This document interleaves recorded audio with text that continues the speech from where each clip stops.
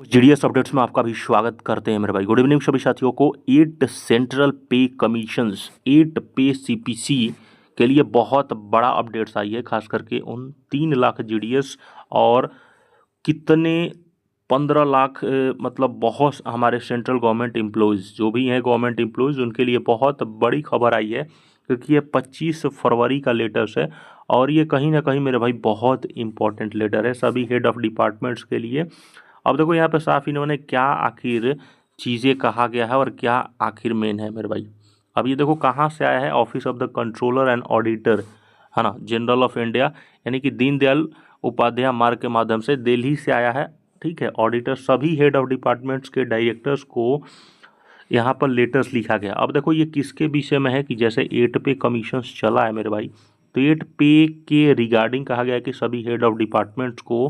Questions, मतलब आप कोई भी क्वेश्चंस पूछ सकते हो हेड ऑफ 8 सीपीसी में किसी भी मतलब सेंट्रल गवर्नमेंट एम्प्लॉयज़ का या कोई भी गवर्नमेंट एम्प्लॉयज़ सवाल कर सकते हैं विभाग से और सवाल पूछ सकते हैं। उसमें अगर कोई भी अगर जाहिर सी बात है अगर कोई भी चीज़ को चेंज कराना हो तो जरूर जाहिर सी बात है चेंज करा सकते हैं। अब देखो यहाँ पे साफ लिखा है, kindly reference is invited to communications regarding 8 CPC, मतलब सभी हेड ऑफ डिपार्टमेंट्स को कम्युनिकेशंस करने के लिए, मतलब मीटिंग रखने के लिए सभी 8 पे के रिगार्डिंग कि 8 पे 8वां वेतन कैसे हो, और सभी को इन्वाइटेड किया गया है यानी कि बुलाया गया है, which has been placed online for seeking a structure reference from the employees pensioners, यानी कि सभी एम्प्लॉयज़ को, पेंशनर्स को और तमाम एसोसिएशंस यूनियन को भी बुलाया गया है। प्लस में मिनिस्ट्री और डिपार्टमेंट सभी को बुलाया गया है कि 8 सीपीसी आगे का प्रोसेस किस प्रकार से चला जाए। अब देखो ये कमीशंस इनवाइटेड किया है रिस्पॉन्स 2 कैटेगरीज में। सबसे पहले कोई भी एम्प्लॉयज़ जो होगा गवर्नमेंट एम्प्लॉयज़ होगा वो जा सकता है, एम्प्लॉयज़ हो गए, पेंशनर्स हो गए, एसोसिएशंस हो गए, उस प्रकार के सभी लोग पहुंच सकते हैं। 2 कैटेगरीज में है। और दूसरी है मिनिस्ट्रीज़ हो गए, डिपार्टमेंट हो गए या यूनियन टेरिटरीज़ के जितने भी ऑफिसर्स हो गए जो एडमिनिस्ट्रेटिव लेवल पे होते हैं उनको भी बुलाया गया है इस इन्विटेशंस के लिए। और इस मतलब बातचीत होगा कि 8 सीपीसी को आगे का कार्यकाल किस प्रकार से है और सवाल जवाब बहुत तर्क लेवल पे होगा। और क्वेश्चनर्स मतलब इसमें इस क्वेश्चंस उठेगा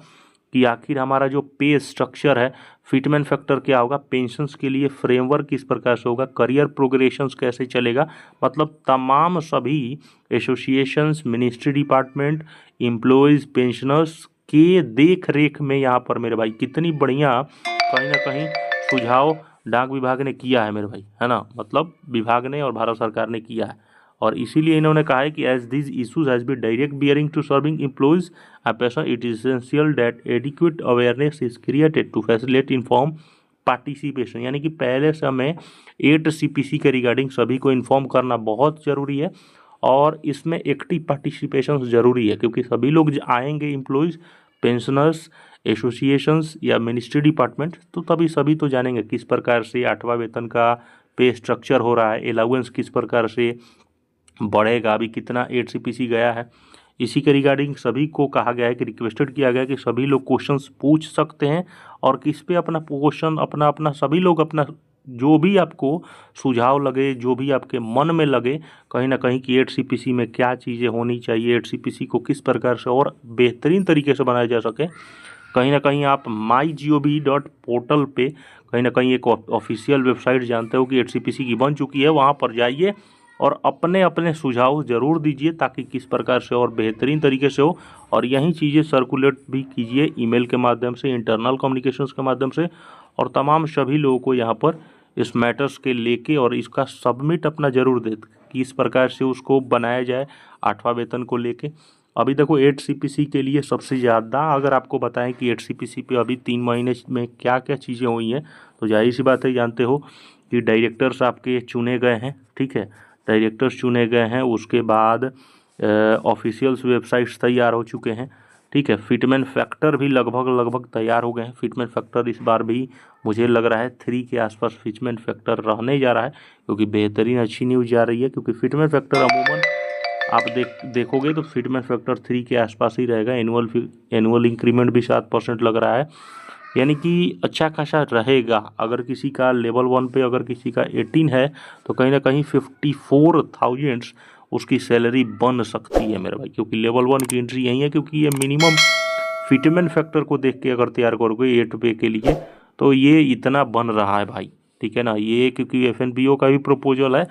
और मिला जुला के इसको देखा जाए तो जाहिर सी बात है कि कहीं ना कहीं 8CPC के लिए इतना बड़ा फिटमेंट फैक्टर और टॉप लेवल पे बनने जा रहा है भाई। अब आप लोग की कितनी बड़ी राय है, आप जरूर जाइए MyGOV पोर्टल 8CPC पे और वहाँ पर अपने ज़रूर सवाल को दागिए, ठीक है। वहाँ पर डिपार्टमेंट्स के अधिकारी और हाई लेवल एडमिनिस्ट्रेटिव बैठे हैं, वहाँ पर अपने सवाल करें और कहीं ना कहीं उसको, अगर आपके सवाल टॉप लेवल के होंगे तो जाहिर सी बात है कि वहाँ पर उस चीज़ों को सुधारा जाएगा जो आप, अगर आपका बेहतरीन रिस्पॉन्स रहा, मतलब बेहतरीन आपका सवाल होगा तो उस चीज़ को ज़रूर उसको कहीं ना कहीं लिया जाएगा और उसको सुधारने की ज़रूर कोशिश किया जाएगा। अपना ख्याल रखें, चैनल को सब्सक्राइब कर लें और शेयर करें दबा के।